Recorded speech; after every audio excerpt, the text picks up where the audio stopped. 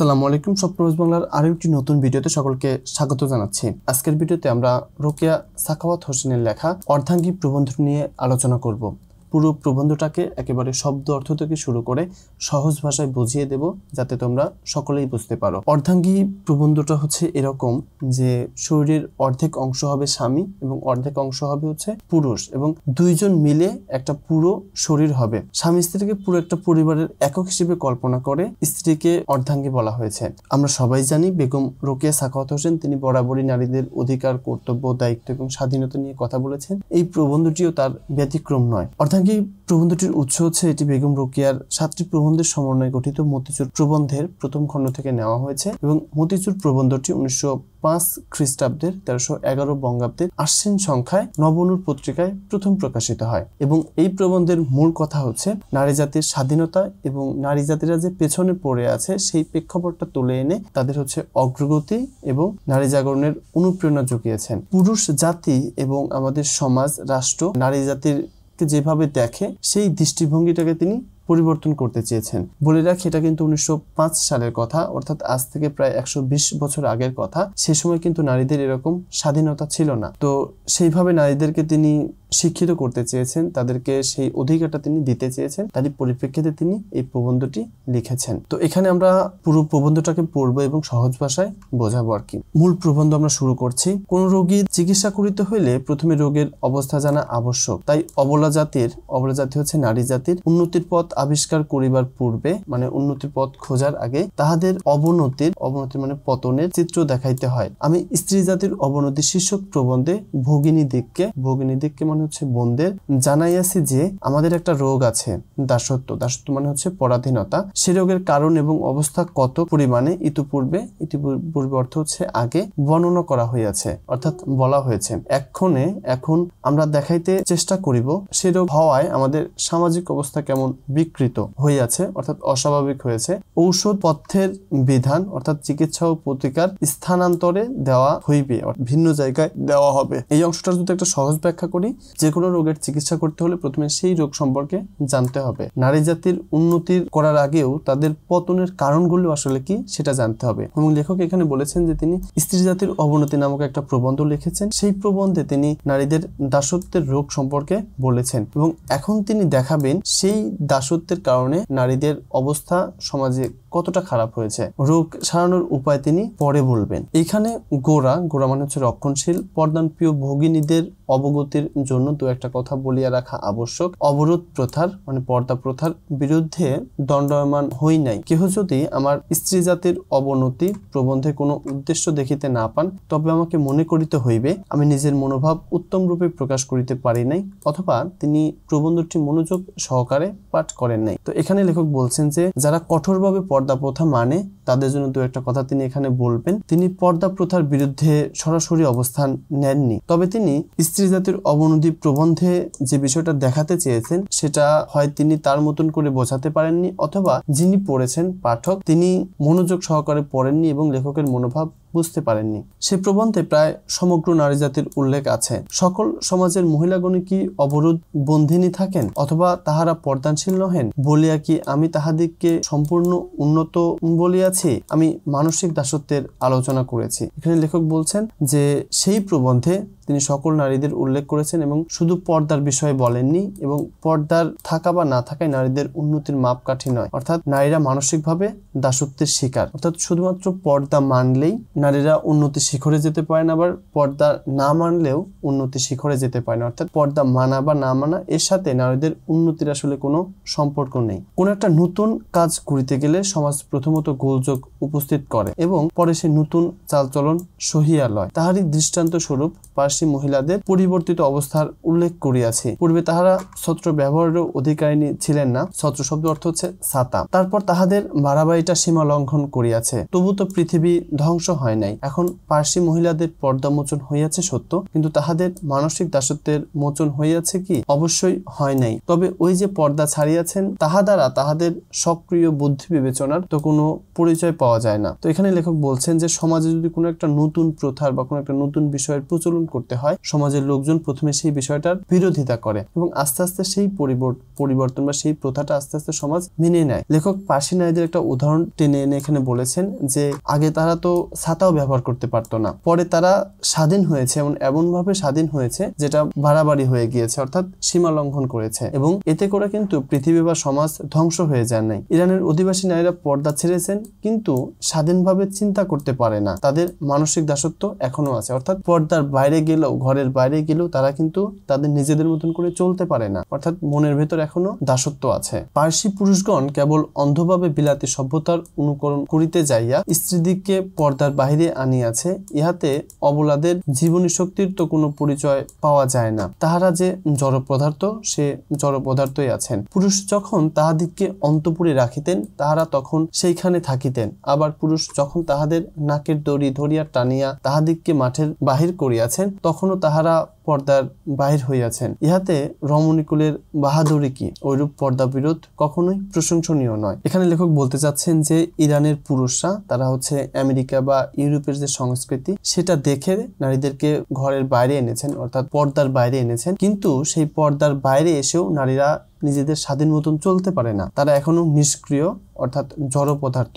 যখন পুরুষগণ তাদেরকে ঘরে রাখতেন সেটাও পুরুষ তাদের ইচ্ছায় ঘরের মধ্যে রাখতেন, আবার এখন তাদেরকে যে ঘরের বাইরে এনেছেন সেটাও পুরুষের ইচ্ছায়, অর্থাৎ এখানে নারীর ইচ্ছার কোনো প্রাধান্য দেওয়া হয়নি, পুরুষের ইচ্ছায় নারী বাধ্য হয়ে চলে, অর্থাৎ এই যে নাকের দড়ির কথা যেটা বলা হলো, এতে নারীদের কোনো বাহাদুরি নেই এবং এই কাজটা প্রশংসনীয় নয়, অর্থাৎ নারীরা নিজেদের মতন করে চলতে পারবে না, ঘরের বাইরে কিংবা ঘরের ভেতরে থাকুক, এটা সম্পূর্ণ পুরুষের ইচ্ছার উপর চলে। কলম্বাস যখন আমেরিকা আবিষ্কার করিতে কৃত সংকল্প হন তখন লোকে তাহাকে বাতুল বলে নাই কি? নারী আপন সত্য স্বামিত্ব বুঝিয়া আপনাকে নরের ন্যায় শ্রেষ্ঠ জ্ঞান করিতে চাহে, ইহাও বাতুলতা বই আর কি। অর্থাৎ কলম্বাস যখন আমেরিকা আবিষ্কার করতে সমুদ্র যাত্রা করেন তখন লোকে তাকে পাগল বলে নাই কি? অর্থাৎ লোকে তাকে পাগল বলেছে যে এত দূর সমুদ্র পাড়ি দিয়ে সে আমেরিকা আবিষ্কার করতে যাবে, পথিমধ্যে সে মারা পড়বে কেন, এটা পাগলামো ছাড়া আর কি। এরকম নারীরা যখন নিজেদের অধিকার চায় সমাজও সেটাকে একেবারে পাগলামি ভাবে, যেমন কলম্বাসকে একসময়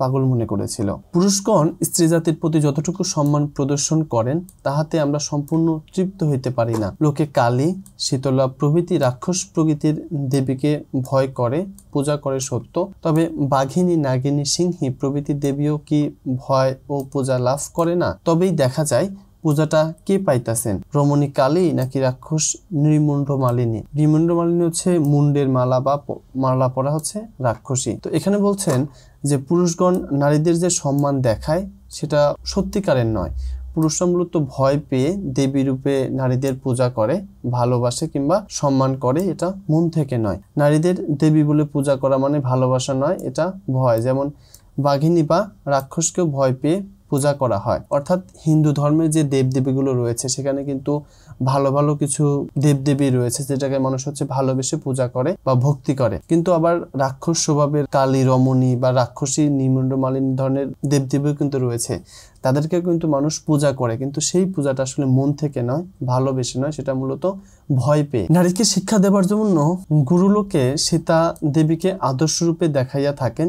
সীতা অবশ্যই পর্দানশীল ছিলেন না, তিনি রামচন্দ্রের অর্ধাঙ্গী, রানী, প্রণয়িনী এবং সহচরী। আর রামচন্দ্র প্রেমিক, ধার্মিক সবই, কিন্তু রাম সীতার প্রতি যে ব্যবহার করিয়াছেন তাহাতে প্রকাশ পায় যে একটি পুতুলের ন্যায় কোনো বালকের যে সম্বন্ধ, সীতার সঙ্গে রামের সম্বন্ধ প্রায় সেই রূপ। অর্থাৎ এখানে বলছেন যে নারীকে শিক্ষিত করার জন্য বা কোনো মেয়েকে, নারীকে আদর্শ রূপে দেখানোর জন্য সবাই সীতা দেবীকে আদর্শ মানে, আর সীতা দেবী হচ্ছে রামচন্দ্রের স্ত্রী, আর রাম হচ্ছে রামায়ণে বর্ণিত দশরথ কৌশল্যার পুত্র এবং সীতার স্বামী। তো এখানে এই যে সীতা, তিনি কিন্তু সম্পূর্ণ পর্দার মধ্যে ছিলেন না, বরং তিনি রামের স্ত্রী ও সঙ্গী ছিলেন, প্রেমিকা ছিলেন, ভালোবাসার মানুষ ছিলেন। তবে রাম এই সীতার প্রতি যে আচরণটা করে সেটা কিন্তু একেবারে পুতুলের মতো আচরণ, অর্থাৎ রাম যেটা বলবে সেটাই হবে, সীতার কথার বা কাজের বা অনুভূতির কোনো প্রাধান্য পেত না। বালক ইচ্ছা করিলে পুতুলকে প্রাণপণে ভালোবাসিতে পারে, পুতুল হারাইলে বিরহে অধীর হইতে পারে, পুতুলের ভাবনায় অনিদ্রায় রজনী যাপন করিতে পারে, পুতুলটা যে ব্যক্তি চুরি করিয়াছিল তাহাকে খড়গহস্ত হইতে পারে, তাহার প্রতি খড়গহস্ত হইতে পারে, হারানো পুতুল ফিরিয়া পাইলে আহ্লাদে আটখানা হইতে পারে, আবার বিনা কারণে রাগ করিয়াও পুতুলটা কাদায় ফেলিয়া দিতে পারে, কিন্তু পুতুল বালকের কিছুই করিতে পারে না, কারণ হস্তপদ থাকা সত্ত্বেও পুত্তলিকা অচেতন পদার্থ। বালক তাহার পুতুল স্বেচ্ছায় অনলে উৎসর্গ করিতে পারে, পুতুল পুড়িয়া গেল দেখিয়া ভ্রমে লুটাইয়া ধূলিতে ধূসরিত হইয়া উচ্চস্বরে কাঁদিতে পারে। বেগম রোকেয়া বোঝানোর চেষ্টা করছেন যে একটা পুতুলের সাথে একটা বালকের যে সম্পর্ক সেটা মূলত ওই বালক যেটা করবে সেটাই, এখানে সব এই পুতুলটা মূলত বালকের ইচ্ছায় চলে। এখন এই পুতুল চুরি হলে রাগান্বিত হয়ে বালক যে চুরি করেছে তাকে আক্রমণ করতে পারে, পুতুল ফিরে পেলে সে খুশি হতে পারে, ভালোবাসতে পারে, আবার রেগে গিয়ে সেই পুতুলটাকে ফেলেও দিতে পারে। তো এখানে রামের সাথে সীতার আচরণ মূলত সেই বালকের পুতুলের প্রতি ভালোবাসার মতো। সীতা যেমন নিজে কিছুই করতে পারে না, পুরোটাই রামের ইচ্ছাধীন, একইভাবে হচ্ছে পুতুলের সাথে একটা বালক যেরকম করে। রামচন্দ্র স্বামিত্বের 16 আনা পরিচয় দিয়েছেন, আর সীতা কেবল প্রভু রামের সহিত বনযাত্রায় ইচ্ছা প্রকাশ করিয়া দেখাইয়াছেন যে তাহারও ইচ্ছা প্রকাশের শক্তি আছে। রাম বেচারা অবোধ, সীতার অনুভব শক্তি আছে, ইহা তিনি বুঝিতে চাহেন নাই, কেননা বুঝিয়া কার্য করিতে গেলে স্বামিত্বটা পূর্ণমাত্রায় খাটান যাইত না। সীতার অমন পবিত্র হৃদয়খানি অবিশ্বাসের পদাঘাতে দলিত চূর্ণ করিতে পারা যাইত না। তো এখানে স্বামিত্ব মানে হচ্ছে স্বামীর কর্তব্য, 16 আনা মানে হচ্ছে সম্পূর্ণ, সীতার অনুভব শক্তি মানে হচ্ছে অনুভব করার ক্ষমতা, আর অবোধ মানে হচ্ছে অল্প বুদ্ধি, পদাঘাতে মানে হচ্ছে লাথি মেরে, আর দলিত শব্দের অর্থ হচ্ছে পিষ্ট বা পিষে ফেলা, চূর্ণ শব্দ হচ্ছে ভেঙে ফেলা। তো এখানে বলতেছেন যে রাম নিজের স্বামী সুলভ কর্তব্য দেখিয়েছেন, অর্থাৎ একজন স্বামীর যে অধিকারটা থাকে সেই অধিকারটা তিনি পুরোপুরি খাটিয়েছেন। আর সীতা শুধুমাত্র বনবাসে যাওয়ার ইচ্ছা প্রকাশ করে বুঝিয়েছেন, তিনিও মতামত দিতে পারেন। অর্থাৎ রামায়ণে আমরা যে গল্পটা দেখি যে যখন রামকে হচ্ছে বনবাসে পাঠানো হয় তখন সীতা নিজের ইচ্ছায় প্রকাশ করে যে রামের সাথে তিনিও বনবাসে যেতে চান। রাম সীতার মনের কষ্ট বুঝতে চাননি, অর্থাৎ সীতার মনে যে কষ্ট আছে, অনুভব শক্তি আছে, তার ভালো লাগা মন্দ লাগা আছে, এটা রাম কখনো বুঝতে চাননি, কারণ বুঝলে স্বামীর যে কর্তৃত্ব সেটা কমে যেত। তাই সীতার পবিত্র মনে আঘাত দিয়ে তাকে অপমান করেছেন বা তাকে কষ্ট দিয়েছেন। দেশকালের নিয়ম অনুসারে কবির ভাষায় সুর মিলাইয়া না হয় মানিয়া লই যে আমরা স্বামীর দাসী নহি অর্ধাঙ্গী, আমরা তাহাদের ঘরে গৃহিণী, মরণে না হয় অন্তত তাহাদের চাকুরি উপলক্ষে অনুগামিনী, সুখ দুঃখে সমভাগিনী, ছায়াতুল্য সহচরী ইত্যাদি। অর্থাৎ সমাজ বলে থাকে যে কবির ভাষায় আমরা স্বামীর দাসী নই, সমান সঙ্গী, সংসারে স্ত্রী গৃহিণী, স্বামীর সুখ দুঃখের ভাগী, মৃত্যুতেও সঙ্গী, সবসময় সঙ্গিনী। সমাজের ভাষায় যেটা বলা হয় যে স্ত্রী কখনো স্বামীর দাসী হতে পারে না, সে হবে হচ্ছে অর্ধাঙ্গী, অর্থাৎ স্বামী স্ত্রী মিলিয়াই হচ্ছে সংসারটাকে পরিপূর্ণ করে তুলবে, এবং সেই স্ত্রী ঘরে গৃহিণী হবেন। সেই স্বামীর মরণে যদি সঙ্গী নাও হন, অন্তত অন্য কোথাও যদি চাকরি হয়ে থাকে সেই চাকরির সুবাদে স্বামীর সঙ্গে তিনি যাবেন, স্বামীর যে সুখ দুঃখ আসবে সেটার তিনি সঙ্গী হবেন, এবং এমনকি ছায়াতুল্য সহচরী, অর্থাৎ ছায়ার মতন করে সবসময় সাথে থাকবেন। কিন্তু কলিযুগ হচ্ছে হিন্দু ধর্মের 4 যুগের শেষ যুগ, যে যুগে অন্যায় অত্যাচার অনেক বেড়ে যাবে এরকম একটা ধারণা করা হয়। আমাদের ন্যায় অর্ধাঙ্গে লইয়া পুরুষগণ কিরূপ বিকলাঙ্গ হইয়াছেন তাহা কি কেউ একটু চিন্তা চক্ষে দেখিয়াছেন? আক্ষেপের বিষয় যে আমি চিত্রকর নহি, নতুবা এই নারীরূপ অর্ধাঙ্গ লইয়া তাহাদের কেমন অপরূপ মূর্তি হইয়াছে তাহা আঁকিয়া দেখাইতাম। তো এখানে লেখক বলছেন যে হিন্দু ধর্ম অনুসারে কলিযুগে পুরুষগণ নারীকে ছাড়া অর্ধেক অঙ্গে বা অর্ধেক অংশে কেমন অস্বাভাবিক একটা মূর্তি হয়েছে বা শরীরটা কেমন অপরিপূর্ণ হয়েছে সেটা কি কেউ ভেবে দেখেছেন? যদিও নারীকে সমান অংশ বলা হয়, কিন্তু বাস্তবে কিন্তু আসলে তা হয় না। পুরুষরা যেন বিকলাঙ্গের মতো, অর্থাৎ হচ্ছে অঙ্গ একটা আছে অন্যটা নেই। লেখক চিত্রকর হলে পরে এই যে পুরুষদের অদ্ভুত বিকলাঙ্গ আকৃতি কেমন সেটা তিনি এঁকে দেখাতেন। শুক্লকেশ বুদ্ধিমানগণ বলেন যে আমাদের সাংসারিক জীবনটা ত্রিচক্র শকটের ন্যায়, এ শকটের এক চক্র পতি, অপরটি পত্নী।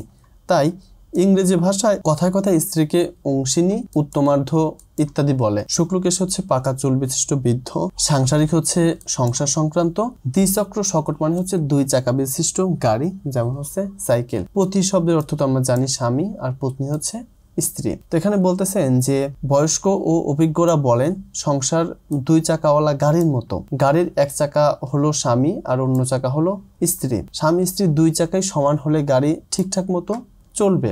এবং ইংরেজি ভাষায় কিন্তু স্ত্রীদেরকে পার্টনার বা উত্তম অংশ বলা হয়ে থাকে। জীবনের কর্তব্য অতি গুরুতর, সহজ নহে, সুকঠিন গৃহস্থ ব্যাপার সুশৃঙ্খলে কে পারে চালাতে, রাজ্য শাসনের রীতিনীতি সূক্ষ্মভাবে রয়েছে ইহাতে। বোধহয় এই গৃহস্থ ব্যাপারটাকে মস্তক রূপে কল্পনা করিয়া শাস্ত্রকারগণ পতি ও পত্নীকে তাহার অঙ্গস্বরূপ বলিয়াছেন। তবে দেখা যাক আমাদের বর্তমান সমাজের মূর্তিটা কেমন। তো এখানে লেখক বলছেন যে সুকঠিন গৃহস্থ ব্যাপার অর্থাৎ এই যে সাংসারিক যে ব্যাপারগুলো অথবা গৃহের যে ব্যাপারগুলো সেগুলো কিন্তু অনেক কঠিন, একেবারে সহজ নয় এবং এটাকে শৃঙ্খলার সাথে কেই বা চালাতে পারে। একটা রাজ্য শাসন করতে, একটা রাষ্ট্র শাসন করতে যেরকম রীতিনীতির প্রয়োজন হয়, বিচার বুদ্ধির প্রয়োজন হয়, সেরকম কিন্তু একটা সংসার কিংবা একটা গৃহ চালাতেও সেরকম কষ্ট হয় বা সেরকম কঠিন লাগে। তো এখানে লেখক বলছেন যে সংসার চালানো সহজ কাজ নয়, বরং এটি অনেক কঠিন দায়িত্ব। সংসার চালানোর রাজ্য শাসনের মতোই নিয়মকানুন রয়েছে। প্রাচীন যুগে শাস্ত্র রচয়িতাগণ সংসারকে মাথা বা কেন্দ্র ধরে স্বামী স্ত্রীকে তার অংশ হিসেবে দেখেছেন। তবে বর্তমান সমাজে এই চিত্র কেমন তা বোঝা দরকার। মনে করুন কোনো স্থানে পূর্ব দিকে একটি বৃহৎ দর্পণ আছে, যাহাতে আপাদমস্তক নিরীক্ষণ করিতে পারেন। আপনার দক্ষিণ ভাগ পুরুষ এবং বামাঙ্গ ভাগ স্ত্রী এই দর্পণের সামনে দাঁড়ায় দেখুন। তো লেখক এখানে বলতেছেন যে আপনি কল্পনা করুন যে আপনার নিজের পা থেকে মাথা পর্যন্ত দেখা যায় এমন একটা আয়নার সামনে আপনি দাঁড়ালেন এবং আপনার নিজের শরীরের ডান অংশকে আপনি পুরুষ হিসেবে দেখবেন এবং বাম অংশকে যদি আপনি নারী হিসেবে কল্পনা করেন তাহলে আপনি কি দেখতে পাবেন? আপনার দক্ষিণ বাহু দীর্ঘ এবং শক্ত, বাম বাহু ক্ষীণ, দক্ষিণ চরণ বড়, বাম চরণ অতিশয় ক্ষুদ্র, দক্ষিণ স্কন্ধ উচ্চতায় 5 ফিট, বাম স্কন্ধ 4 ফিট। তবেই মাথাটা সোজা থাকিতে পারে না, বাম দিকে ঝুঁকিয়া পড়িতেছে। কিন্তু আবার দক্ষিণ কর্ণভারে বিপরীত দিকেও একটু ঝুঁকি আছে। দক্ষিণ কর্ণভার হস্তি কর্ণের ন্যায় বৃহৎ, বাম কর্ণ রাসব কর্ণের ন্যায় দীর্ঘ। দেখুন, ভালো করিয়া দেখুন আপনার মূর্তিটা কেমন। তো এখানে দক্ষিণ বাহু ডান হাত, দীর্ঘ মানে লম্বা, বাম বাহু বাম হাত, ক্ষীণ মানে দুর্বল, দক্ষিণ চরণ ডান পা এবং বাম চরণ বাম পা, আর অতিশয় ক্ষুদ্র ছোট। দক্ষিণ স্কন্ধ ডান কাঁধ যেটার উচ্চতা 5 ফিট, আর বাম স্কন্ধ অর্থাৎ বাম কাঁধ সেটার উচ্চতা 4 ফিট। দক্ষিণ কর্ণভার ডান কান, আর হস্তিকর্ণের ন্যায়, হস্তিকর্ণ হাতির কানের মতো, রাসব কর্ণের ন্যায় মানে গাধার কানের মতো। তো এখানে লেখক বলতেছেন যে আপনি যে আয়নার সামনে দাঁড়ালেন, যেটার আপনি ডান দিকে কল্পনা করতেছেন আপনার পুরুষ এবং বাম দিকে কল্পনা করতেছেন নারী, তো সেটার সামনে দাঁড়ালে আপনি কি দেখতে পাবেন? আপনি দেখতে পাবেন যে আপনার ডান হাত লম্বা এবং শক্তিশালী কিন্তু বাম হাত দুর্বল, ডান পা বড় কিন্তু বাম পা ছোট। একইভাবে ডান কাঁধের উচ্চতা 5 ফিট কিন্তু বাম কাঁধের উচ্চতা আবার 4 ফিট। এরকম যদি হয় মাথাটা কিন্তু সোজা থাকবে না, মাথাটা কি হবে? বাম দিকে হেলে পড়বে। আবার চিন্তা করে দেখুন আপনার ডান কান ডান দিকে ঝুঁকে পড়তেছে, কারণ কি? ডান কান হাতির কানের মতন বড়, আবার বাম কান গাধার কানের মতন লম্বা। এমন বৈষম্য হলে শরীরটা কেমন দেখাবে? অর্থাৎ পুরুষের অংশ সকল দিক দিয়ে শক্তিশালী এবং বড় দীর্ঘ, কিন্তু নারীর অংশ ছোট ক্ষীণ দুর্বল, এবং পরে এর ফলে পুরো শরীরটা অসামঞ্জস্য ও বিকৃত দেখাচ্ছে। যদি এই মূর্তিটা অনেকের মনোমতো না হয় তবে ত্রিচক্র শকটের গতি দেখায়। যে শকটের এক চক্র বড় অর্থাৎ পতি এবং এক চক্র ছোট অর্থাৎ পত্নী, সে শকট অধিক দূরে অগ্রসর হইতে পারে না, সে কেবল একই স্থানে ঘুরিতে থাকিবে, তাই ভারতবাসীর উন্নতির পথে অগ্রসর হইতে পারিতেছে না। তো এখানে যে উদাহরণটা লেখক দিলেন যে আপনি আয়নার সামনে নিজেকে কল্পনা করুন যে আপনার ডান হাত পুরুষ এবং বাম হাত নারী, সেই উদাহরণটা যদি আপনার বুঝতে অসুবিধা হয় তাহলে লেখক একটা গাড়ির উদাহরণ দেখাবেন এবং সেই গাড়ির এক চাকা বড় এবং আরেক চাকা ছোট। বড় চাকাটা স্বামী এবং ছোট চাকাটা স্ত্রী। তবে সেই গাড়িটা কিন্তু সামনে এগিয়ে যেতে পারবে না, সেটা একই জায়গায় দাঁড়িয়ে থেকে চারদিকে ঘুরতে থাকবে। অর্থাৎ স্বামী স্ত্রী যদি সমান না হয়, দুজনের মধ্যে যদি সমান অধিকার এবং কর্তব্য না থাকে, সেই সংসারটা বা সংসার নামক গাড়িটা কিন্তু সামনে এগুতে পারবে না, সেই একই জায়গায় ঘুরপাক খাবে। এবং এই কারণেই আসলে সমাজ উন্নতি করতে পারতেছে না। সমাজের বিধি ব্যবস্থা আমাদিগকে তাহাদের অবস্থা হইতে সম্পূর্ণ পৃথক রাখিয়াছে। তাহাদের সুখ দুঃখ এক প্রকার, আমাদের সুখ দুঃখ অন্য প্রকার। এই স্থলে বাবু রবীন্দ্রনাথ ঠাকুরের নবদম্পতির প্রেমালাপ কবিতার 2-4 ছত্র উদ্ধৃত করিতে বাধ্য হইলাম। এখানে লেখক বলতেছেন যে সমাজের যে বিধি ব্যবস্থা, সেই বিধি ব্যবস্থায় বা সেই নিয়ম কারণে নারী এবং পুরুষদেরকে চিন্তা ভাবনার জগতেও আসলে আলাদা করে রাখা হয়েছে। দুজনের চিন্তা ভাবনা একরকম করে মেলে না। এবং এইখানে রবীন্দ্রনাথ ঠাকুরের নবদম্পতির প্রেমালাপ নামক একটা কবিতার 2-4 লাইন এখানে তিনি উল্লেখ করে দেখাচ্ছেন। এখানে বলা হচ্ছে, বর বলতেছেন যে কেন সখী কোণে কাঁদিছ বসিয়া, অর্থাৎ তার স্ত্রী বা নতুন বউ সে কেন একটা কোণে, ঘরের একটা কোণে বা কোণায় বসে কান্নাকাটি করতেছে। এবার কনে বলতেছে, পুষি মেনিটিরে ফেলিয়া এসেছে ঘরে, অর্থাৎ ছোট একটা বিড়াল ছানাকে তিনি বাসায় ফেলে এসেছেন। এবার বর জিজ্ঞেস করতেছে, কি করিস বনে কুঞ্জ ভবনে? কুঞ্জ ভবন হচ্ছে গাছপালা এবং ফুলের বাগান ঘেরা একটা ভবন। তো বর এটা জিজ্ঞেস করতেছে, তুমি এই বনের বাগানে বসে কি করতেছো? তো কনে বলতেছে, খেতেছি বসিয়া টোপাকুল। টোপাকুল হচ্ছে বড় বড় কুল বড়ই বা বড় বড়ই। বর বলতেছে, জগৎ ছানিয়া কি দিব আনিয়া জীবন করি ক্ষয়, তোমারে তরে সখী বলো কি করি। তো বর এখানে চিন্তা করতেছেন যে এই মানুষটার জন্য, অর্থাৎ তার স্ত্রীর জন্য, নতুন বউয়ের জন্য তিনি কি করবেন, কোন জায়গা থেকে তার জীবন ক্ষয় করে এই বউয়ের জন্য তিনি সুখ নিয়ে আসবেন। কনে বলতেছে, আরো কুল পারো গোটা 6, অর্থাৎ কনে চিন্তা করতেছেন যে তার আরো 6টা কুল বড়ই দরকার। এবার বর বলতেছে, বিরহের বেলা কেমনে কাটিবে, অর্থাৎ যখন দুঃখের সময় আসবে তখন কি করে কাটবে।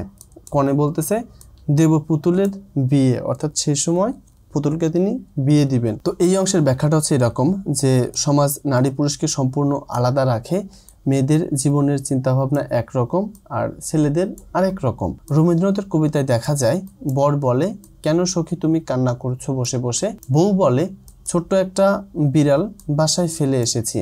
বর আবার জিজ্ঞেস করে, বন জঙ্গলে ঘেরা বাগানে কি করছো? স্ত্রী তার উত্তর দেয় যে বসে বসে বড়ই খাচ্ছি। বউয়ের চিন্তা বিড়াল আর বড়ইকেই ঘিরে, আর স্বামী হচ্ছে ভিন্ন কিছু ভাবতে চায়। সুতরাং দেখা যায় কন্যাকে এরূপ শিক্ষা দেওয়া হয় না যাহাতে সে স্বামীর ছায়াতুল্য সহচরী হইতে পারে। প্রভুদের বিদ্যার গতির সীমা নাই, স্ত্রীদের বিদ্যার দৌড় সচরাচর বোধোদয় পর্যন্ত। তো এখানে ছায়াতুল্য মানে হচ্ছে সমান, মানে ছায়ার সঙ্গী। প্রভুদের মানে হচ্ছে এখানে মূলত প্রভু বলতে পুরুষদেরকে বোঝানো হচ্ছে।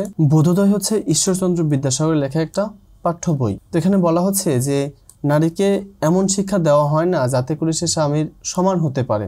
ছেলেরা উচ্চশিক্ষা পায়, কিন্তু মেয়েদের শিক্ষা সীমিত রাখা হয় ওই ঈশ্বরচন্দ্র বিদ্যাসাগরের লেখা বোধোদয় বই পর্যন্তই রাখা হয়। স্বামী যখন পৃথিবী হইতে সূর্য ও নক্ষত্রের দূরত্ব মাপেন, স্ত্রী তখন একটা বালিশের ওয়ারের দৈর্ঘ্য মাপেন।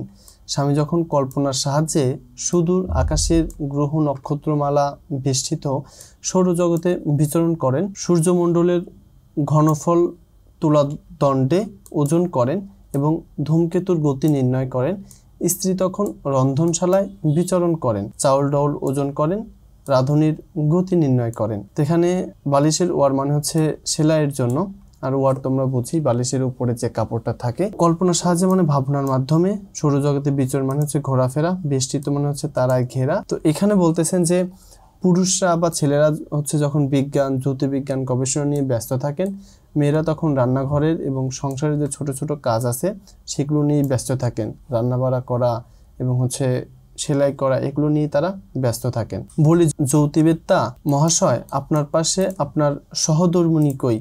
বোধ হয় গৃহিণী যদি আপনার সঙ্গে সূর্যমণ্ডলে যান, তবে তথায় পৌঁছানোর পূর্বেই পথিমধ্যে উত্তাপে বাষ্পীভূত হইয়া যাইবেন। তবে সেখানে গৃহিণীর না যাওয়াই ভালো। এখানে মূলত ব্যঙ্গ করে বলা হচ্ছে যে জ্যোতির্বিজ্ঞানীকে বলা হচ্ছে যে আপনি বড় বড় গবেষণা করেন, কিন্তু আপনার পাশে তো আপনার স্ত্রী নাই, বা আপনার পাশে আপনার স্ত্রীকে জায়গা দেওয়া হয়নি।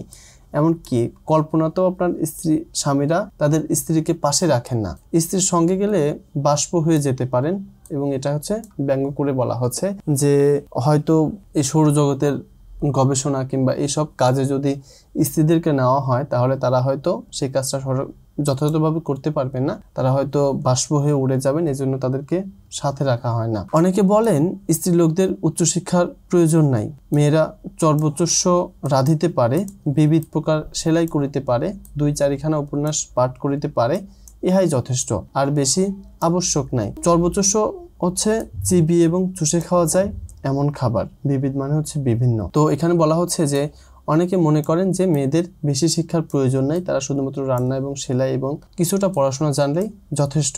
কিন্তু ডাক্তার বলেন যে আবশ্যক আছে, যেহেতু মাতার দোষগুণ লইয়া পুত্রগণ ধরাধামে অবতীর্ণ হয়, এই জন্য দেখা যায় যে আমাদের দেশে অনেক বালক শিক্ষকের বেত্রতারণায় কণ্ঠস্থ বিদ্যার জোরে FA BA পাশ হয় বটে, কিন্তু বালকের মনটা তাহার মাতার সহিত রান্নাঘরেই ঘুরিতে থাকে, তাহাদের বিদ্যা পরীক্ষায় এ কথার সত্যতার উপলব্ধি হইতে পারে। তো এখানে বলা হচ্ছে যে FA হচ্ছে HSC পর্যায়ে আর BA হচ্ছে অনার্স পর্যায়ে। তো এখন ডাক্তাররা বলতেছেন যে মায়ের শিক্ষার প্রয়োজন আছে, কারণ সন্তান যে জন্মায় এটা মায়ের দোষগুণ নিয়েই জন্মায়। তো এই শিক্ষকের ভয়ে যদিও এই ছেলেরা বা ছাত্ররা পড়াশোনা করে, কিন্তু আসলে কিন্তু তার মন পড়ে থাকে তার মায়ের সাথে ওই রান্নাঘরে। আমার জৈনিক বন্ধু তাহার ছাত্রকে উত্তর দক্ষিণ প্রভৃতি দিক নির্ণয়ের কথা বুঝাইতেছিলেন। শেষে তিনি প্রশ্ন করিলেন, যদি তোমার দক্ষিণ হস্ত পশ্চিমে, বাম হস্ত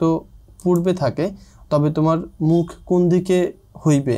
উত্তর পাইলেন, আমার পশ্চাতে। তো এখানে লেখক বলতেছেন যে শিক্ষক ছাত্রকে দিক নির্ণয়ের জন্য একটা প্রশ্ন করেন যে তোমার ডান হাত পশ্চিম দিকে আর বাম হাত পূর্ব দিকে থাকলে মাথা কোন দিকে থাকবে? এখানে উত্তর পান যে পেছন দিকে। মূলত মাথা থাকার কথা হচ্ছে দক্ষিণ দিকে। ছাত্ররা ঠিকভাবে শিক্ষিত না হলে এমন আজব প্রশ্নের উত্তর দেয়, যা শিক্ষা ব্যবস্থার সীমাবদ্ধতা বোঝা যায়। যাহারা কন্যার ব্যায়াম করা অনাবশ্যক মনে করেন, তাহারা দৌহিত্রকে হৃষ্টপুষ্ট পালনওয়ালা দেখিতে চাহেন কিনা? তাহাদের দৌহিত্র ঘুষিটা খাইয়া থাপড়টা মারিতে পারে, এরূপ ইচ্ছা করেন কিনা? যদি সেরূপ ইচ্ছা করেন, তবে বোধ হয় তাহারা কুসুম কুমারী গোলাপ লতিকায় কাঁঠাল ফলাইতে চাহেন। তো এখানে বলতেছেন যে যদি মেয়েরা ব্যায়াম না করে তবে ভবিষ্যৎ প্রজন্ম দুর্বল হবে, তাই মেয়েদের সুস্থ সবল হতে হবে। লেখক জানতে চাচ্ছেন যে আপনারা কি এমন নাতি চান যে ঘুষি খেয়ে পাল্টা চর মারতে পারে? যদি এমন চান তাহলে মনে হয় আপনারা নরম সরম গোলাপ লতার মতো দুর্বল জায়গায় কাঁঠালের মতন শক্ত ফল ফলাতে চান, অর্থাৎ দুর্বলভাবে লালন পালন করে শক্তিশালী সন্তান আশা করা হাস্যকর। অর্থাৎ এখানে লেখক বোঝানো চাচ্ছেন যে নারীদেরকে অনেকে মনে করে নারীদের ব্যায়াম করার প্রয়োজন নাই, হ্যাঁ, এবং তার নাতিকে তারা হচ্ছে খুবই সুস্বাস্থ্যের অধিকারী পালনওয়ালা দেখতে চান। এবং এই যে নারীরা, তাদেরকে মূলত যেহেতু ব্যায়াম করানো হয় না, অর্থাৎ তারা দুর্বল হবে। তো সেই দুর্বল হওয়ার পরেও তারা যদি কল্পনা করেন যে তার কন্যা বা তার মেয়ে শক্তিশালী হবে, তারা হচ্ছে একটা ঘুষি খেলে সেখানে হচ্ছে পাল্টা ঘুষি দিতে পারবে, চর দিতে পারবে, কিন্তু এরকম যদি কেউ চিন্তা করেন তাহলে এরকম হবে যে নরম সরম গোলাপ লতায় বা গোলাপ ফুলের থেকে একটা কাঁঠালের মতন শক্ত বড় ফল আশা করা হচ্ছে। আর যদি তাহারা ইচ্ছা করেন যে দৌহিত্র বলিষ্ঠ হয়, বরং পয়জার পেটা হইয়া নত মস্তকে উচ্চস্বরে বলে, মাত মারো, চোট লাগতা হে, এবং পয়জার লাভ শেষ হইলে দূরে গিয়া প্রহারকর্তাকে শাসাইয়া বলে যে কাত মারতা থা, হাম নালিশ করেকা, তাহা হইলে আমি তাহাদিগকে আমার বক্তব্য বোঝাইতে অক্ষম। তো এখানে দৌহিত্র হচ্ছে নাতি, বলিষ্ঠ মানে শক্তিশালী, পয়জার হচ্ছে জুতা, পেটা মানে হচ্ছে মারা, আর মাথা মস্তক নত হওয়া, এটা হচ্ছে মাথা নিচু করে, উচ্চস্বরে মানে জোরে, আর মাত মারো শব্দের অর্থ হচ্ছে মেরো না, চোট লাগতা হে মানে ব্যথা লাগছে, পয়জার তো জুতা এটা বললাম, প্রহরকর্তাকে মানে হচ্ছে মারধরকারীকে, শাসাইয়া মানে হচ্ছে ভয় দেখিয়ে, কাই মারতা থা মানে কেন মারছো, হাম নালিশকারীকে মানে হচ্ছে আমি অভিযোগ করব। তো এখানে লেখক বর্ণনা করতেছেন যে যদি আপনার এমন নাতি চান যে শক্তিশালী হবে, কিন্তু কেউ জুতা দিয়ে মারলে মাথা নিচু করে কাঁদতে কাঁদতে বলে মেরো না, ব্যথা লাগছে, তবে বোঝা যাচ্ছে সে আসলে শক্তিশালী নয়, দুর্বল। আর মাথা ধর শেষ হলে দূরে গিয়ে সেই মারধরকারীকে ভয় দেখিয়ে বলে, কেন মেরেছ, আমি অভিযোগ করব। অর্থাৎ সাহস দেখানো শুধু মুখে নয়, কাজে নয়। আমি যা বলতে চাই তা আপনাদের বোঝানো কঠিন হবে। অর্থাৎ লেখক বোঝাতে চেয়েছেন যে দুর্বল আর মুখে সাহসী এমন সন্তান চাওয়া অর্থহীন। সাহসী ও শক্তিশালী হতে হলে বাস্তব জীবনেও সাহসী হতে হবে। তবু রমণী আপন সত্য 16 আনা ভোগ করিতে পায় না, তাদের মন দাসত্ব হইতে মুক্তি পায় না। স্বামী ও স্ত্রী কতক পরিমাণে জীবনের পথে পাশাপাশি চলিয়া থাকেন বটে, কিন্তু প্রত্যেকে উত্তমার্ধই তাহারা অংশীর জীবন মিলাইয়া তন্ময়ী হইয়া যান না। স্বামী যখন ঋণজালে জড়িত হইয়া ভাবিয়া ভাবিয়া মরমে মরিতেছেন, স্ত্রী তখন একটা নতুন টুপির চিন্তা করিতেছেন, কারণ তাহাকে কেবল মূর্তিমূর্তি কবিতা হইতে শিক্ষা দেওয়া হইয়াছে। তাই তিনি মনোরমা কবিতা সাজাইয়া থাকিতে চাহেন। হৃদয় রূপ গদ্য অবস্থা কিছু তিনি বুঝিতে অক্ষম। এখানে লেখক বলতেছেন যে খ্রিস্টান সমাজে মেয়েদের শিক্ষার ভালো ব্যবস্থা আছে, তবু তা পুরোপুরি স্বাধীনতা পায় না। স্বামী স্ত্রী একসঙ্গে জীবনযাত্রায় পাশাপাশি চললেও সত্যিকার অর্থে তারা একে অপরের জীবনের সঙ্গে মিশে যান না। স্বামী যদি ঋণের চিন্তায় কষ্ট পেয়ে মনের দুঃখে ভোগেন, তখন স্ত্রী হয়তো নতুন একটা টুপি কেনার চিন্তায় মগ্ন থাকেন, কারণ স্ত্রীকে শুধু সৌন্দর্য আর সাজগোজের বিষয়গুলো শেখানো হয়েছে, বাস্তব জীবনের দুঃখ কষ্ট বোঝার শিক্ষা তিনি পাননি।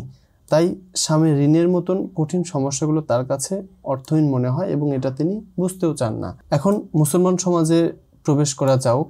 মুসলমানের মতে আমরা পুরুষের অর্ধেক অর্থাৎ 2 জন নারী 1 জন নরের সমতুল্য, অর্থাৎ 2টি ভ্রাতা ও 1টি ভগিনী হইলে আমরা 2.5 জন হই।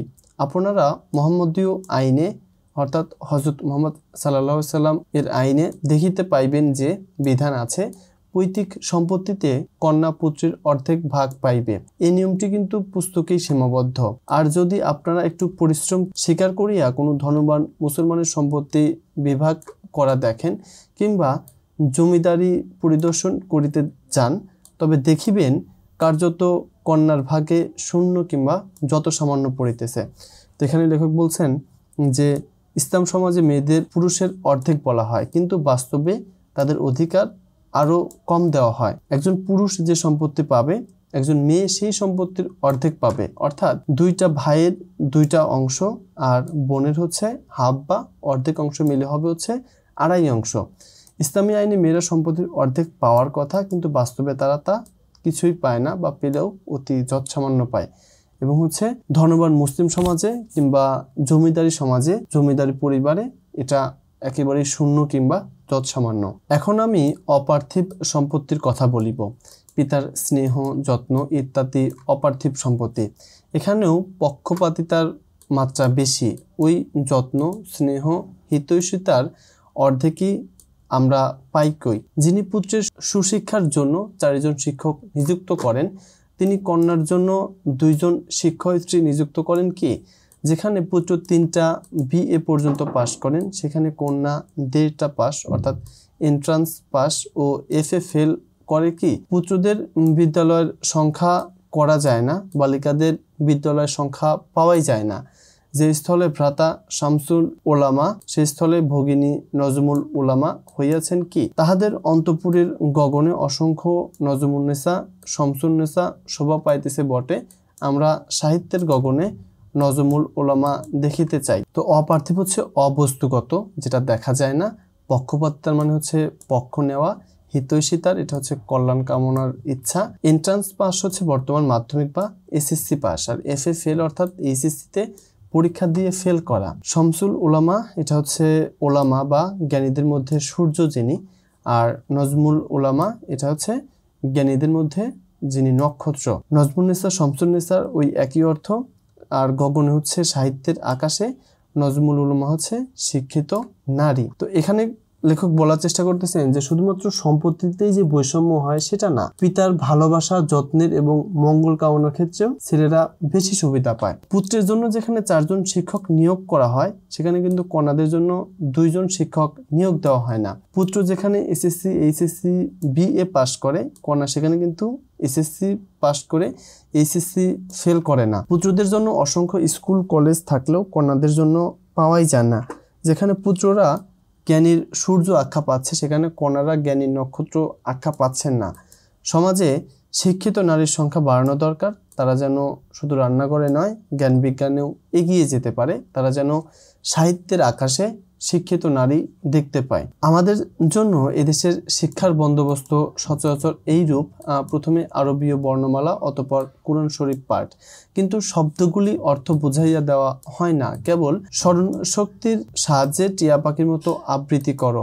কোনো পিতার হিতৈষিতার মাত্রা বৃদ্ধি হইলে তিনি দুহিতাকে হাফেজা করিতে চেষ্টা করেন। সমুদয় কোরআনখানি তাহার কণ্ঠস্থ থাকে, তিনি হাফেজ। আমাদের আরবি শিক্ষা ওই পর্যন্ত। তো এখানে হচ্ছে বন্দোবস্ত মানে হচ্ছে ব্যবস্থা, সচরাচর সাধারণত, অতঃপর মানে তারপর, স্মরণ শক্তি মানে হচ্ছে মুখস্থ করার ক্ষমতা, আবৃত্তি মানে হচ্ছে টিয়া পাখির মতো আবৃত্তি মানে হচ্ছে মুখস্থ করা, হিতৈষিতার মানে হচ্ছে পূর্বেই বলেছি মঙ্গল চিন্তা বা ভালোবাসা, দুহিতা হচ্ছে কন্যা। তো এখানে লেখক বলতে চাচ্ছেন যে আমাদের দেশে মেয়েদের লেখাপড়ার ব্যবস্থা এমন যে প্রথমে আরবির অক্ষর শেখানো হয়, এরপর কোরআন পড়ানো হয়, কিন্তু সেই কোরআনে যে শব্দগুলো থাকে সেগুলোর অর্থ শেখানো হয় না, শুধু মুখস্থ করতে বলা হয়। যেমন করে টিয়া পাখি মুখস্থ করে কথা বলে। যদি কোনো বাবার মেয়ের জন্য খুব মায়া মমতা থাকে তবে তিনি মেয়েকে হাফেজ বানানোর চেষ্টা করেন, অর্থাৎ হাফেজ বানানো হচ্ছে পুরো কোরআন শরীফ মুখস্থ করা। আমাদের আরবি শিক্ষা সাধারণত ওই রকম হয়ে থাকে এবং ওইখানেই শেষ হয়। পারস্য এবং উর্দু শিখিতে হইলে প্রথমেই করিমা ববখসা এ বরহালেমা এবং একেবারে বানাতন নাস পড়ো। একে আকার ইকার নাই, তাতে আবার আর কোনো সহজ পাঠ্যপুস্তক পূর্বে পড়া হয় নাই, সুতরাং পাঠের গতি দ্রুতগামী হয় না। অনেকেই ওই কয়খানি পুস্তক পাঠ শেষ হওয়ার পূর্বেই কন্যার জীবন শেষ হয়, অর্থাৎ বিবাহ হইলে বালিকা ভাবে যা হোক পড়া হইতে রক্ষা পাওয়া গেল। এখানে লেখক বলছেন যে যদি কেউ কোনো মেয়ে পার্সি বা উর্দু শিখতে চায় তাহলে শুরুতেই তাকে কঠিন কঠিন বই ধরিয়ে দেওয়া হয়, যেমন করিম ববখসা এ বরহালে মা অথবা একদম শেষে বানাতন নাস। আর করিম ববখসা এ বরহালে মা অর্থ হচ্ছে আল্লাহ আমাদের এই অবস্থা দিয়েছেন। এই বইগুলি বাংলা অক্ষরের মতো বা বাংলা বর্ণমালার মতো ওই আকার ইকার থাকে না, তার আগে সহজ কোনো বইও পড়ানো হয় না, তাই পড়তে অনেক কষ্ট হয়। অনেক মেয়ের পড়াশোনার এই কয়েকটা বই শেষ করার আগেই তাদের বিয়ে হয়ে পড়াটা বন্ধ হয়ে যায়। তখন এই মেয়েগুলো চিন্তা করে যাক এই পড়ালেখার যন্ত্রণা থেকে মুক্তি পাওয়া গেল। কোনো কোনো বালিকা রন্ধন ও সূচিকার্যে সুনিপুণা হয়। বঙ্গদেশেও বালিকাদিগকে রীতিমতো বঙ্গভাষা শিক্ষা দেওয়া হয় না। কেউ কেউ উর্দু পড়িতে শেখে কিন্তু কলম ধরিতে শিখে না। ইহাদের উন্নতির চরম সীমা সলমা চুমকির কারুকার্য, উলের জুতা মোজা ইত্যাদি প্রস্তুত করিতে শিক্ষা পর্যন্ত। অর্থাৎ এখানে বলা হচ্ছে যে কিছু কিছু মেয়ে রান্নার সেলাই ফোড়াই শিখে বেশ পারদর্শী হয়, কিন্তু আমাদের দেশও মেয়েদের নিয়ম করে বাংলা শেখানো হয় না। কিছু মেয়েদের উর্দু পড়তে শেখানো হয় কিন্তু লিখতে শেখানো হয় না। তাদের শেখার সীমা হলো জমকালো সেলাই কাজ, উলের মোজা জুতা বানানো পর্যন্ত। যদি ধর্মগুরু মুহাম্মদ সাল্লাল্লাহু আলাইহি ওয়াসাল্লাম আপনাদের হিসাব নিকাশ লহেন যে তোমরা কন্যার প্রতি কিরূপ ন্যায় ব্যবহার করিয়াছ, তবে আপনারা কি বলিবেন?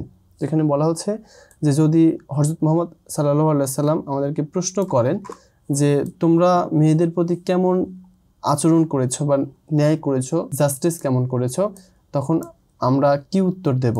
পয়গম্বরদের ইতিহাসে শোনা যায় যখন জগতে যখনই মানুষ বেশি অত্যাচার অনাচার করিয়াছে তখনই এক একজন পয়গম্বর আসিয়া দুষ্টের দমন ও শিষ্টের পালন করিয়াছেন। আরবে স্ত্রী জাতির প্রতি অধিক অত্যাচার হইতেছিল, আরববাসীগণ কন্যা হত্যা করিতেছিল। তখন হযরত মুহাম্মদ সাল্লাল্লাহু আলাইহি ওয়াসাল্লাম কন্যাকুলের রক্ষক স্বরূপ দণ্ডায়মান হইয়াছিলেন। তিনি কেবল বিবিধ ব্যবস্থায় দিয়াই ক্ষান্ত থাকেন নাই, স্বয়ং কন্যার পালন করিয়া আদর্শ দেখাইয়াছেন। তাহার জীবন ফাতেমাময় করিয়া দেখাইয়াছেন। কন্যা কিরূপ আদরণীয়া, সে আদর সে স্নেহ জগতে অতুল। তো এখানে বলা হচ্ছে যে পয়গম্বরদের জীবনীতে দেখা যায়, অর্থাৎ নবী রাসূলদের জীবনীতে দেখা যায় মানুষ যখন খুব অন্যায় অত্যাচার করে আল্লাহ তখনই একজন করে নবী পাঠাতেন যাতে তারা খারাপ লোকদের শাস্তি দিতে পারে এবং ভালোদের রক্ষা করতে পারে। সেই সময় আরব দেশে মেয়েদের উপর খুব নির্যাতন হচ্ছিল, কন্যা হত্যা হচ্ছিল, কোনো মেয়ে জন্ম হলে তাকে মেরে ফেলা হতো। তখন হযরত মুহাম্মদ সাল্লাল্লাহু আলাইহি ওয়াসাল্লাম মেয়েদের রক্ষার জন্য দাঁড়িয়েছিলেন। তিনি শুধু নিয়ম বানিয়ে থামেননি, নিজেও মেয়েকে আদর যত্ন করে বড় করে আদর্শ দেখিয়েছেন। তিনি তার জীবনকে কন্যা ফাতেমার আদর স্নেহে ভরিয়ে দিয়েছেন, দেখিয়ে দিয়েছেন কন্যা কতটা আদরের। সেই আদর ভালোবাসা তুলনাহীন। আহা, তিনি নাই বলে আমাদের এ দুর্দশা। তবে আজ ভগিনীগণ আমরা সকলে সমস্বরে বলি, করিমা ববখসা এ বরহালের মা, করিম অবশ্যই কৃপা করিবেন। যেহেতু সাধনায় সিদ্ধি, আমরা করিমের অনুগ্রহ লাভের জন্য যত্ন করিলে অবশ্যই তাহার করুণা লাভ করিব। আমরা ঈশ্বর ও মাতার নিকট ভ্রাতাদের অর্ধেক নহি। তাহা হইলে এইরূপ স্বাভাবিক বন্দোবস্ত হইত। পুত্র যেখানে 10 মাস স্থান পাইবে, দুহিতা মানে কন্যা সেখানে 5 মাস। পুত্রের জন্য যতখানি দুগ্ধ আমদানি হয়, কন্যার জন্য তাহার অর্ধেক। সেরূপ তো নিয়ম নাই। আমরা জননীর স্নেহ মমতা ভ্রাতার সমানই ভোগ করি। মাতৃহৃদয়ে পক্ষপাতিতা নাই। তবে কেমন করিয়া বলিব, ঈশ্বর পক্ষপাতী? তিনি কি মাতা অপেক্ষা অধিক করুণাময় নহেন? এখানে বলা হচ্ছে, এখানে লেখক বলতেছেন যে হযরত মুহাম্মদ সাল্লাল্লাহু আলাইহি সাল্লাম আর প্রত্যক্ষভাবে আমাদের মাঝে নেই এবং এজন্য আমাদের আজকে এরূপ মন্দ অবস্থা। তবে এসো আজ আমরা সবাই মিলে বলি, আল্লাহ আমাদের এমন অবস্থা দিয়েছেন এবং তিনি আমাদের এই অবস্থা থেকে মুক্ত করবেন। নারী জাতি আল্লাহ এবং তার মায়ের কাছে অর্ধেক নয়। সেটা হলে পুত্র 10 মাস মায়ের গর্ভে থাকতো আর কন্যা থাকতো 5 মাস। দুধের বেলায় এরকম বৈষম্য হতো। কন্যার বেলায় যেখানে অর্ধেকটা আসতো, ছেলের বেলায় সেখানে পুরোটা আসতো। মায়েরা সন্তানকে সমানভাবে ভালোবাসেন। সৃষ্টিকর্তা তার চেয়েও বেশি করুণাময়, ন্যায় বিচারক, তিনি বৈষম্য করবেন না। আমি এবার রন্ধন ও সূচিকার্য সম্বন্ধে যাহা বলিয়াছি, তাহাতে আবার যেন কেহ মনে না করেন যে আমি সূচিকর্ম ও রন্ধন শিক্ষার বিরোধী। জীবনে প্রধান প্রয়োজনীয় বস্তু অন্ন বস্ত্র, সুতরাং রন্ধন ও সেলাই অবশ্যই শিক্ষণীয়, কিন্তু তাই বলিয়া জীবনটাকে শুধু রান্নাঘরেই সীমাবদ্ধ রাখা উচিত নয়। তো লেখক এখানে বলতেছেন যে তিনি হচ্ছে রান্না করা এবং সেলাইয়ের বিরোধী নয়। রান্না এবং পোশাক দুটোই জীবনের জন্য খুবই গুরুত্বপূর্ণ। মানুষের মৌলিক চাহিদার মধ্যেও এই দুটি আছে এবং এটার প্রয়োজনীয়তাও অপরিসীম, কিন্তু তাই বলে জীবনটাকে রান্নাঘর এবং সেলাইয়ের মধ্যে আবদ্ধ করে রাখা উচিত নয়। স্বীকার করি যে শারীরিকভাবে দুর্বলতাবশত নারী জাতির অপর জাতির সাহায্যে নির্ভর করে। তাই বলিয়া পুরুষ প্রভু হইতে পারে না। কারণ জগতে দেখিতে পাই প্রত্যেকেই প্রত্যেকের নিকট কোনো না কোনো প্রকার সাহায্য প্রার্থনা করে, যেন একে অপরের সাহায্য ব্যতীত চলিতে পারে না। তরুলতা যেমন বৃষ্টির সাহায্য প্রার্থী, মেঘ সেই রূপ রুর সাহায্য চায়। জল বৃদ্ধির নিমিত্ত নদী বর্ষার সাহায্য পায়, মেঘ আবার নদীর নিকট ঋণী। তবে তরঙ্গিনী অর্থাৎ নদী, কাদম্বিনীর মানে হচ্ছে মেঘ স্বামী নয়, কাদম্বিনী তরঙ্গিনীর স্বামী। তবে তরঙ্গিনী কাদম্বিনীর স্বামী না কাদম্বিনী তরঙ্গিনীর স্বামী, এ স্বাভাবিক নিয়মের কথা ছাড়িয়া কেবল সামাজিক নিয়মের দৃষ্টিপাত করলেও আমরা তাহাই দেখি। অর্থাৎ এখানে লেখক বলতেছেন যে আমি মানি মেয়েরা শারীরিকভাবে দুর্বল, তাই ছেলেদের উপর নির্ভর করতে হয়। শুধু শারীরিক শক্তির জন্য পুরুষ মালিক হতে পারে না, কারণ পৃথিবীতে সবাই সবার সাহায্য চায়। যেমন গাছ বৃষ্টি চায়, মেঘ আবার সূর্য চায়, নদী বর্ষার পানি চায়, আবার মেঘ নদী থেকে জলীয় বাষ্প নেয়। তাহলে নদী মেঘের স্বামী না মেঘ নদীর স্বামী? প্রকৃতির নিয়মে কেউই কারোর প্রভু নয়। সমাজের দিক তাকালেও আমরা সেই একই বিষয়টি দেখতে পাই। কেহ সূত্রধর, কেউ তন্তুবায়। সূত্রধর হচ্ছে যে কাঠের কাজ করে অর্থাৎ কাঠমিস্ত্রি। তন্তুবায় মানে হচ্ছে যে কাপড় বোনের তাঁতি। একজন ব্যারিস্টার ডাক্তারের সাহায্য প্রার্থী, আবার ডাক্তার ও ব্যারিস্টারের সাহায্য চায়েন। তবে ডাক্তারকে ব্যারিস্টারের স্বামী বলিব না ব্যারিস্টার ডাক্তারের স্বামী? যদি ইহাদের কেহ কাহাকে স্বামী বলিয়া স্বীকার না করেন, তবে শ্রীমতীগণ অর্থাৎ স্ত্রীরা জীবনের চিরসঙ্গী শ্রীমান দিককে অর্থাৎ স্বামীদেরকে স্বামী ভাবিবেন কেন? অর্থাৎ এই স্বামী হচ্ছে ওই যে স্বামী বিবেকানন্দ, ওই স্বামী যিনি হচ্ছে অনেক জ্ঞানী এবং বুদ্ধিমান হয়ে থাকেন। এখানে লেখক বলতে চাচ্ছেন যে সমাজে সবাই সবার সাহায্য নিয়ে চলে। যেমন ব্যারিস্টার ডাক্তারের দরকার হয়, আবার ডাক্তারের ব্যারিস্টারকে দরকার হয়। তবে এখানে কাকে আসলে কার মালিক বলবো? একইভাবে কিন্তু কাঠমিস্ত্রির হচ্ছে তাঁতিকে প্রয়োজন হয়, তাঁতির আবার কাঠমিস্ত্রিকে প্রয়োজন হয়। তো কাকে কার স্বামী বলবো? তারা যদি একে অপরকে মালিক বা স্বামী না ভাবেন, তাহলে মেয়েরা কেন স্বামীকে মালিক ভাববে? আমরা উত্তমার্য, বেটার হাফ, উত্তম অংশ, তাহারা নিকৃষ্টার্য অর্থাৎ নিকৃষ্ট অংশ, আমরা অর্ধাঙ্গী, তাহারা অর্ধাঙ্গ। অবলার হাতেও সমাজের জীবন মরণের কাঠি আছে। যেহেতু না জাগিলে সব ভারত ললনা, এ ভারত আর জাগিতে পারিবে না। প্রভুদের ভীরুতা কিংবা তেজক্ষৃতা জননীর ইচ্ছার উপর নির্ভর করে, তবে কেবল শারীরিক বলের দোহাই দিয়া অদূরদর্শী ভাতৃ মহোদয়গণকে যেন শ্রেষ্ঠত্বের দাবি না করেন। তো এখানে বলা হচ্ছে যে মেয়েরা ভালো অংশ, ছেলেরা খারাপ অংশ, এমন ভাবা ঠিক না। তেমনি মেয়েরা শুধু অর্ধেক আর ছেলেরা অর্ধেক, এই দুইটা মিলেই হবে হচ্ছে পরিপূর্ণ। মেয়েরা দুর্বল মনে হলেও সমাজের ভবিষ্যৎ তাদের হাতেই, কারণ নারীরা যদি না জাগে দেশও এগুবে না। ছেলেদের সাহসী বা কাপুরুষ হওয়া মায়েদের ইচ্ছার উপর নির্ভর করে, শুধু শক্তি বেশি বলে ছেলেরা যেন নিজেদের সেরা না পাবে। আমরা পুরুষের ন্যায় সুশিক্ষা ও অনুশীলনের সম্মুখ সুবিধা না পাওয়ার পশ্চাতে পড়িয়া আছি। সমান সুবিধা পাইলে আমরাও কি শ্রেষ্ঠত্ব লাভ করিতে পারিতাম না? আর শৈশব আত্মনিন্দা শুনিতেছি, তাই এখন আমরা অন্ধভাবে পুরুষের শ্রেষ্ঠতা স্বীকার করি, নিজেকে অতি তুচ্ছ মনে করি। অনেক সময় হাজার হোক বেটা ছেলে বলিয়া বেটা ছেলেকে দোষ ক্ষমা করিয়া অন্যায় প্রশংসা করি, এই তো ভুল। অর্থাৎ লেখক এখানে বোঝানোর চেষ্টা করতেছেন যে আমরা ছেলেদের মতন যদি সমান সুযোগ সুবিধা পাইতাম তাহলে আমরা ভালো শিক্ষায় শিক্ষিত হতে পারতাম, এবং যেহেতু সুশিক্ষা পাইনি তাই আমরা পিছিয়ে আছি। সমান সুযোগ পেলে আমরাও কি সেরা হতে পারতাম না? ছোটবেলা থেকে মেয়েদের শেখানো হয় তারা ছেলেদের চেয়ে ছোট, তাই বড় হয়ে নিজেরাও মনে করে যে ছেলেরাই বড়। ছেলেরা ভুল করলেও বলে যাই হোক সে তো ছেলে, এটা অন্যায়। অর্থাৎ এই যে ছেলেরা ভুল করলেও সেটাকে ভুল হিসেবে না দেখে সেটাকে বড় করে দেখা হয়, সেটাকে প্রশংসা করা হয়, সেটাই হচ্ছে অন্যায়। আমি ভগিনীদের কল্যাণ কামনা করি, তাহাদের ধর্মবন্ধন বা সমাজবন্ধন ছিন্ন করিয়া তাহাদিগকে একটা উন্মুক্ত প্রান্তরে বাহির করিতে চাহি না। মানসিক উন্নতি করিতে হইলে হিন্দুকে হিন্দুত্ব বা খ্রিস্টানকে খ্রিস্টানি ছাড়িতে হইবে এমন কোনো কথা নাই। আপন আপন সম্প্রদায়ের পার্থক্য রক্ষা করিয়াও মনটাকে স্বাধীনতা দেওয়া যায়। আমরা যে কেবল উপযুক্ত শিক্ষার অভাবে অবনত হইয়াছি তাই বুঝিতেও বোঝাইতে চাই। তো এখানে লেখিকা বলতেছেন যে আমি মেয়েদের ভালো চাই, ধর্ম ও সমাজের নিয়ম ভেঙে তাদের স্বাধীন বানাতে চাই না। মনের উন্নতি করতে হলে ধর্ম বদলাতে হবে এমন না, যে যার ধর্ম পালন করেও স্বাধীন চিন্তা করতে পারে। আমরা শুধু শিক্ষার অভাবে পিছিয়ে পড়েছি, এটা বুঝতে হবে। অনেকে হয়তো ভয় পাইয়াছেন যে বোধহয় একটা পত্নী বিদ্রোহ আয়োজন করা হইতেছে, অথবা ললনাগণ অর্থাৎ স্ত্রী বা নারীদের দলে দলে উপস্থিত হইয়া বিপক্ষে রাজকীয় কার্যক্ষেত্র হইতে তাড়াইয়া দিয়া সেই পদগুলি অধিকার করিতে সামলা চোগা আইন কানুনের পাজি পুঁথি লুটিয়া লইবেন, অথবা সদল বলে কৃষিক্ষেত্রে উপস্থিত হইয়া কৃষকগুলিকে তাড়াইয়া দিয়া তাহাদের শস্যক্ষেত দখল করিবেন। হাল গরু কাড়িয়া লইবেন, তবে তাহাদের অভয় দিয়া বলিতে হইবে নিশ্চিন্ত থাকুন।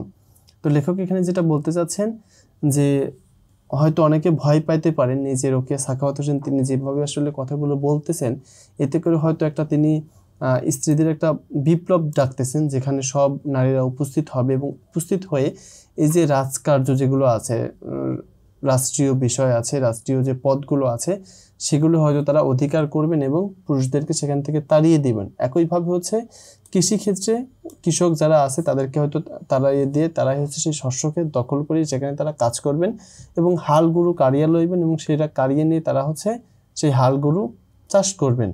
তো তাদেরকে হচ্ছে তিনি অভয় করতেছেন। এখানে অনেকে মনে করতে পারেন আমরা স্ত্রীদের বিদ্রোহ করাচ্ছি, কিন্তু তা নয়, এবং এটা তিনি অভয় দিয়ে নিশ্চিন্ত থাকতে বলতেছেন। পুরুষগণ আমাদিগকে সুশিক্ষা হইতে পশ্চাৎপদ রাখিয়াছেন বলিয়া আমরা অকর্মণ্য হইয়া গিয়াছি। ভারতে ভিক্ষু ও ধনবান এই দুই দল লোক অলস, এবং ভদ্র মহিলার দল কর্তব্য অপেক্ষা অল্প কাজ করে।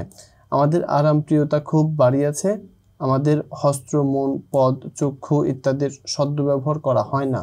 10 জন রমণীরত্ন একত্র হইলে উহার বিশেষত আপন আপন অর্ধাঙ্গের নিন্দা কিংবা প্রশংসা করিতে বাক্পটুতা দেখায়, আবশ্যক হইলে কোন্দলও চলে।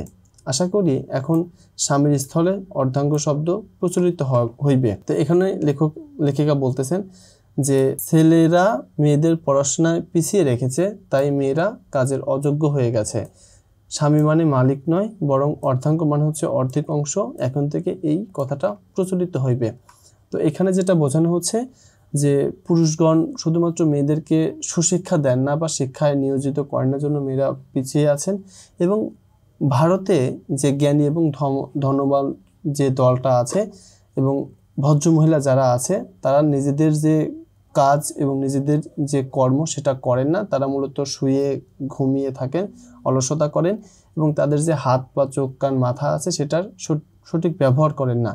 এবং 10 জন মেয়ে যদি একসাথে একত্রিত হয়, সেখানে ভালো কোনো আলাপ হয় না যে নারীদের কিভাবে উন্নতি করা যাবে, সেই আলাপগুলো হয় না। সেখানে মূলত তার স্বামী কি করে, কে কাকে মারে, কাকে কি শাড়ি উপহার দেয়, নাকি ভালো মন্দ করে অথবা কারো প্রশংসা করে, এই বিষয়গুলো নিয়েই কথা হয়। এবং যদি কখনো একটু উলটপালট হয়, সেখানে ঝগড়া কিংবা মারামারিও শুরু হয়ে যায়।